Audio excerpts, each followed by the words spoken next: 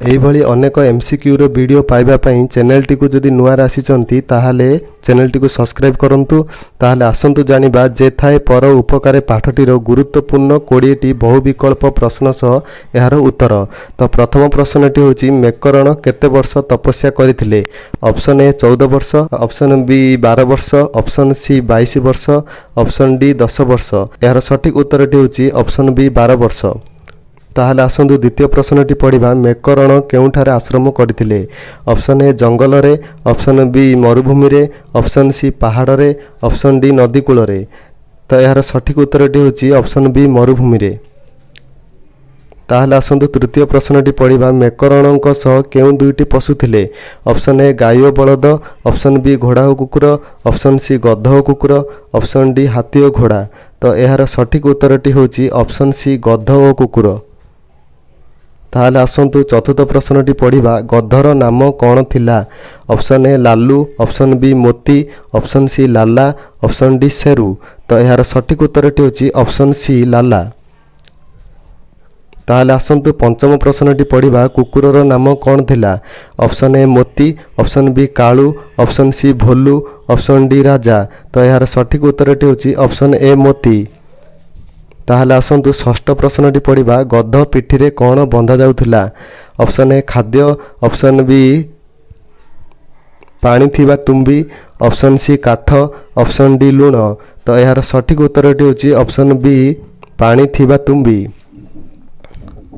ତାହେଲେ ଆସନ୍ତୁ ସପ୍ତମ ପ୍ରଶ୍ନଟି ପଢ଼ିବା। ମେକରଣ କାହାର ସେବା କରୁଥିଲେ? ଅପସନ୍ ଏ ରାଜାଙ୍କର, ଅପସନ୍ ବି ମରୁଯାତ୍ରୀମାନଙ୍କର, ଅପସନ୍ ସି ବ୍ୟବସାୟୀଙ୍କର, ଅପସନ୍ ଡି ସୈନିକମାନଙ୍କର। ତ ଏହାର ସଠିକ୍ ଉତ୍ତରଟି ହେଉଛି ଅପସନ୍ ବି ମରୁଯାତ୍ରୀମାନଙ୍କର। ତାହେଲେ ଆସନ୍ତୁ ଅଷ୍ଟମ ପ୍ରଶ୍ନଟି ପଢ଼ିବା। ମରୁଭୂମିରେ ରାସ୍ତା ଭୁଲି ଯାଇଥିବା ଲୋକଙ୍କୁ କିଏ ଖୋଜୁଥିଲା? ଅପସନ୍ ଏ ଘୋଡ଼ା, ଅପସନ୍ ବି କୁକୁର ମୋତି, ଅପସନ୍ ସି ଓଟ, ଅପସନ୍ ଡି ଗାଈ। ଏହାର ସଠିକ୍ ଉତ୍ତରଟି ହେଉଛି ଅପସନ୍ ବି କୁକୁର ମୋତି। ତାହେଲେ ଆସନ୍ତୁ ନବମ ପ୍ରଶ୍ନଟି ପଢ଼ିବା। ଲାଲା କ'ଣ ବୋହି ନେଇ ଯାଉଥିଲା? ତାହେଲେ ଆସନ୍ତୁ ନବମ ପ୍ରଶ୍ନଟି ପଢ଼ିବା। ଲାଲା କ'ଣ ବୋହି ନେଉଥିଲା? ଅପସନ୍ ଏ ଫଳ, ଅପସନ୍ ବି ପାଣି, ଅପସନ୍ ସି କପଡ଼ା, ଅପସନ୍ ଡି ଧାନ। ଏହାର ସଠିକ୍ ଉତ୍ତରଟି ହେଉଛି ଅପସନ୍ ବି ପାଣି। ତାହେଲେ ଆସନ୍ତୁ ଦଶମ ପ୍ରଶ୍ନଟି ପଢ଼ିବା। ମେକରଣଙ୍କ ପ୍ରଧାନ ଗୁଣ କ'ଣ ଥିଲା?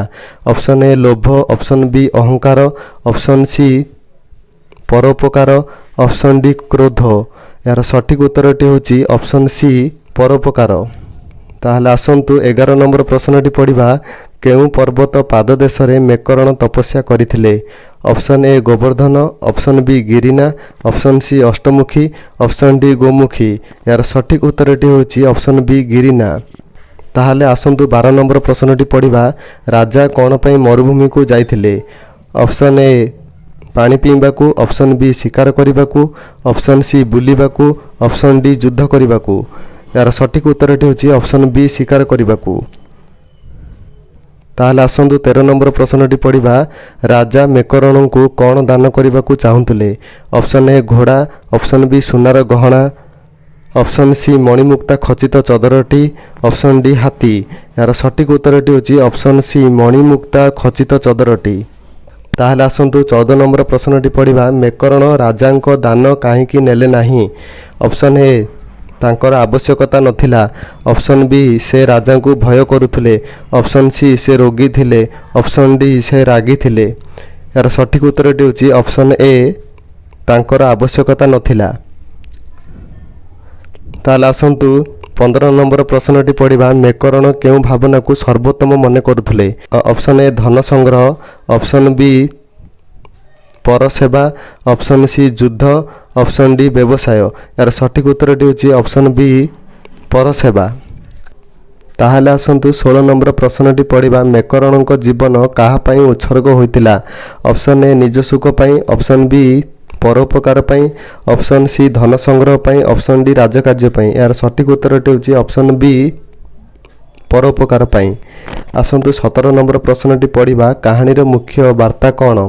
ଅପସନ୍ ଏ ଧନ ହିଁ ସବୁକିଛି, ଅପସନ୍ ବି ପରୋପକାର ହିଁ ଶ୍ରେଷ୍ଠ ଧର୍ମ, ଅପସନ୍ ସି ବଳ ହିଁ ସବୁକିଛି, ଅପସନ୍ ଡି ରାଜା ହେବା ଶ୍ରେଷ୍ଠ।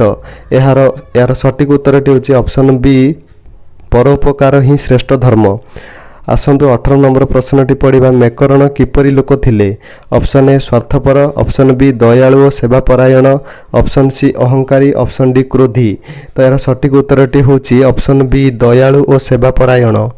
ଆସନ୍ତୁ 19 ନମ୍ବର ପ୍ରଶ୍ନଟି ପଢ଼ିବା। ଯେଥାଏ ପର ଉପକାରେ ଶୀର୍ଷକର ଅର୍ଥ କ'ଣ? ଅପସନ୍ ଏ ନିଜ ସ୍ୱାର୍ଥ ଦେଖିବା, ଅପସନ୍ ବି ଅନ୍ୟର ଉପକାର କରିବା, ଅପସନ୍ ସି ଧନ ସଂଗ୍ରହ କରିବା, ଅପସନ୍ ଡି ଯୁଦ୍ଧ କରିବା। ତ ଏହାର ସଠିକ୍ ଉତ୍ତରଟି ହେଉଛି ଅପସନ୍ ବି ଅନ୍ୟର ଉପକାର କରିବା। ଆସନ୍ତୁ 20 ନମ୍ବର ପ୍ରଶ୍ନଟି ପଢ଼ିବା। ଏହି ପାଠର ନାୟକ କିଏ? Option A Rao Deshalji, option B Mekaran, option C Motio, option D Lalio. ତ ଏହାର ସଠିକ୍ ଉତ୍ତରଟି ହେଉଛି ଅପସନ୍ ବି ମେକରଣ। ତ ଏହା ଥିଲା ସମ୍ପୂର୍ଣ୍ଣ 20ଟି ପ୍ରଶ୍ନର ଉତ୍ତର।